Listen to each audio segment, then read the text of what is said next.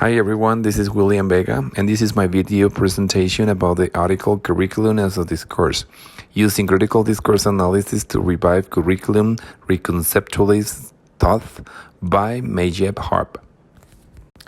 The author begins the article by reprobating technical approach of curriculum development. According to the author, it is necessary to reshape the field of curriculum studies. We could also affirm that reconceptualist curriculum developers fail to offer a clear practical vision that helps transfer their insights into practical and tangible analysis. Later, the author presents the first construct, which to me consists of recognizing curriculum has a discursive nature. Like language, it is a social product that is comprised of language and has to be analyzed from a comprehensive language perspective. Author argues that traditional curricularists do not see teachers and students as capable to interpret and to provide meaning to the reality. They specifically referred to content-written discourse. Author also advocates for the importance of analyzing teachers' and students' experiences from an existentialist perspective to define themselves as free individuals who are able to create subjective meanings of what they are experiencing. Another proposition that can be linked to this construct has to do with how curriculum should be neutral to avoid maintaining hegemony, which makes total sense given the linguistic and social nature of curriculum. Finally, author incorporates an important finding in this construct.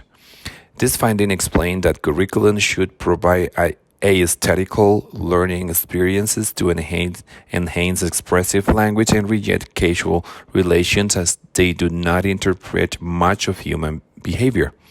One criticism that could also be posed as a limitation to this review has to do with the concentration of ideology, criticisms, and ethical issues that curriculum reconceptualizes emphasizes on.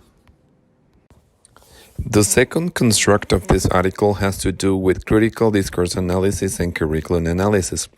The first proposition that can be linked to this construct is that both language and curriculum has to be seen as a social act whose social and linguistic structure are interlinked.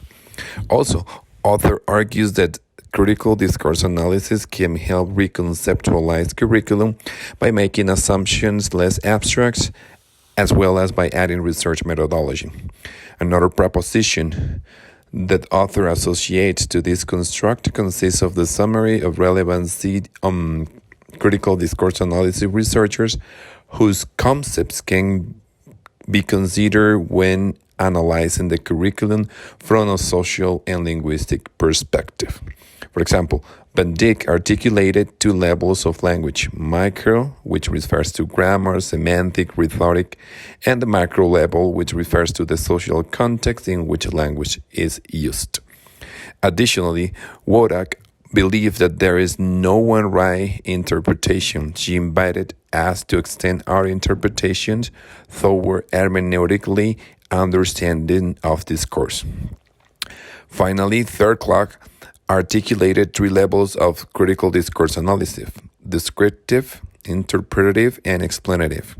In the first level, we look at a discourse as it is a cohesive linguistic system that consists of syntax, morphology, and semantic.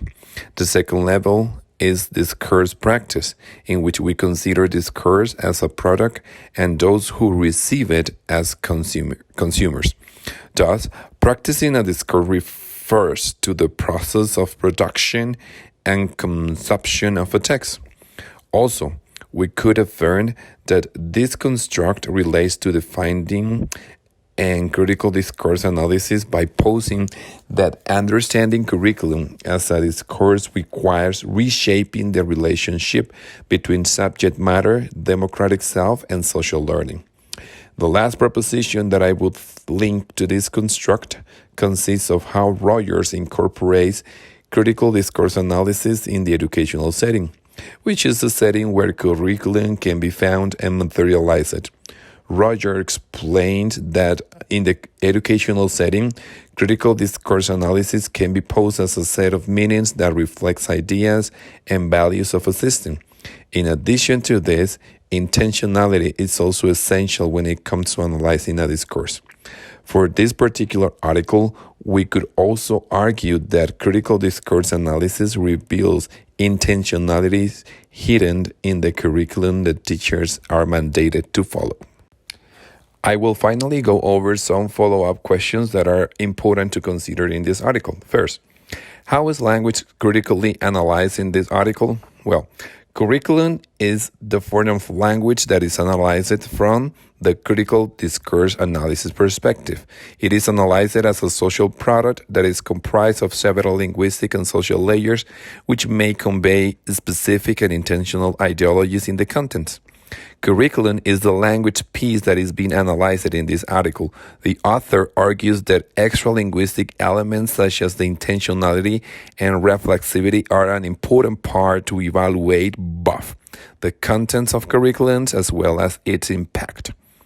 Additionally, it is so interesting what the article analysis suggests to us. To begin with, the article tells us that as a form of language, curriculum must be analyzed from linguistic levels of execution. This includes its intentionality.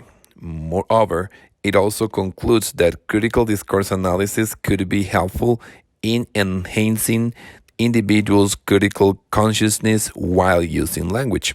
Finally, it suggests that critical discourse analysis may reveal hidden ideologies in the curriculum that support hegemony through education.